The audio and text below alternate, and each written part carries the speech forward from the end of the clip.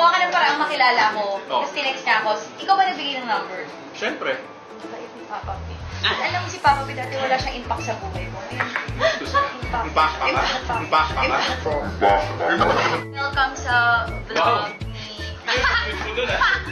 Papa P. Ito na, para dumami na kayo mga netizens. May papakita si Papa P. Ipakita mo na yung picture. Kilig ba? Hindi na, ipakita mo na. Ba't mo ko niluluto sa ganun? Sige na, nakita ko, malaki siya. Ang programang ito ay rated SPG. Parang sa dami apps. Go. Bakit ang apps mo? Pinakita mo na sa akin eh. Ayoko sa kanila, hindi mo na ako nakadisparado. Ako na lang ang magpapakita. Ito na nga sa pinag-usapan namin ni Papa P. Kasi alam niyo ba si Papa P yung nagpakilala sa akin kay Mikey?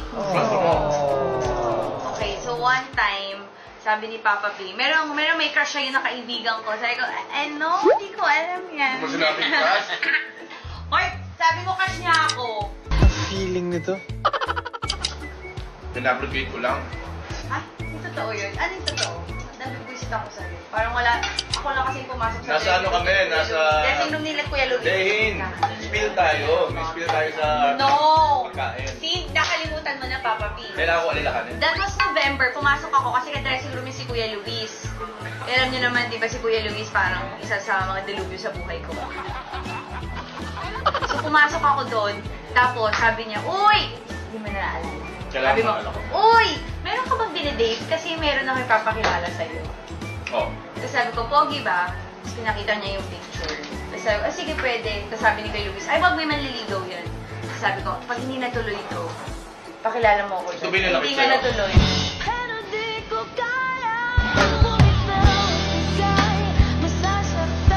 Wow. Ito small! Gumawa ng issue.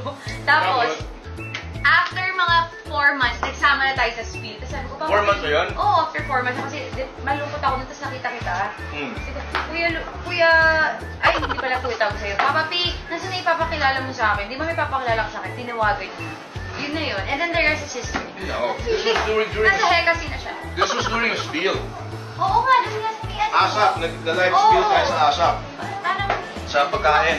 Oo, na sinabi sa'yo. Papa P, nasa na ipapakilala mo sa akin? Ako, sinabi ko si Mikey. Oh. Naka-on air tayo. Sabi ko, Catherine, may nito, si Mikey, pinuusap mo. Tapos nag-live tayo sa Crush mo ASAP. daw ako. Ano sinabi mo? Ano sabi niya? Sabi niya, Maha? Sabi? So, di ko alam kung pinabricate mo talaga to. Tapos parang, naano na lang si Mikey, parang napasok na lang. Pahiya na lang. Pahiya na lang, parang wala na. Hindi, so paano after that? Ano Sabi ko, so binigay ko kay Maha, kasi nandun si Mano. Sabi ni Maha, ikaw daw. So binigay, sabi ko, kung crush mo ako, gumawa ka ng paraan. Yes, yun naman maganda sa akin. Yes, anong sinabi mo? Puntahan mo ako. Hindi, sabi ko, gumawa ka ng paraan, makilala ako. Oh. Tapos tinext niya ako, ikaw ba nagbigay ng number? Siyempre. Papa P. Alam mo si Papa P dati wala siyang impact sa buhay ko. Ngayon, Impact pa nga. Impact pa nga. Hindi wala siya talagang impact. Kasi sa ate, may impact siya eh. Kasi siya, ay, Bakit mo kung dalawa kayo, di ba? may impact ka pala sa Gonzaga. Kulang na lang kay Mami Pete. Baka may gusto ko i-offer kay Mami Pete. Kasi ang ate ko, sumikat siya. Ang break niya, I love you, Piolo. Alam mo lahat yun. Oh, hindi niyo ba alam yun? Tapos ngayon naman, nagka-love life ako. Because of you. Ano susunod? Si Sebi. Kaya ako makita. Kaya ngayon po, saksi kayong lahat, mga subscribers. Asa ka? Punta siya na ninong sa kasal lang. Kundi naman ako ring bearer.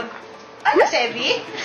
Kasi Dalawa. hindi siya pwedeng maging, Ninong? maging best man Best or man, bakit? girlfriend. Ba't daw pwedeng best man? Makukuha yung attention kay Mike. Kawawa na. Imagine mo katabi mo si Mikey, sinabi na ng barkada ko, huwag mo itatabi si Papa P kay Mikey sa kasal. Walang titingin sa kanya. Umaasa ka kakasal.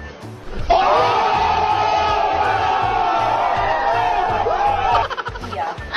There are ways. There are ways. Pwede kong pigutin. I think good luck. Pero pwede yung family niya, di ba? Oo. So, Panganay. si Papa P ang naging talaga daan para maging maligaya ang puso. Kaya sa lahat ng mga... Ilan years na kayo? Paano? Happy ka lang? Pogi talaga. Siya talaga. Nakakahiya. 23 years na. Naiyak ako. Alam mo ba? Hindi pumikit. Kaya pala dumadami yung followers mo. Ano naman kasi sinasabi? Alam niyo talaga si si Papa P talaga yung naging reason bakit ako naging maligaya ngayon.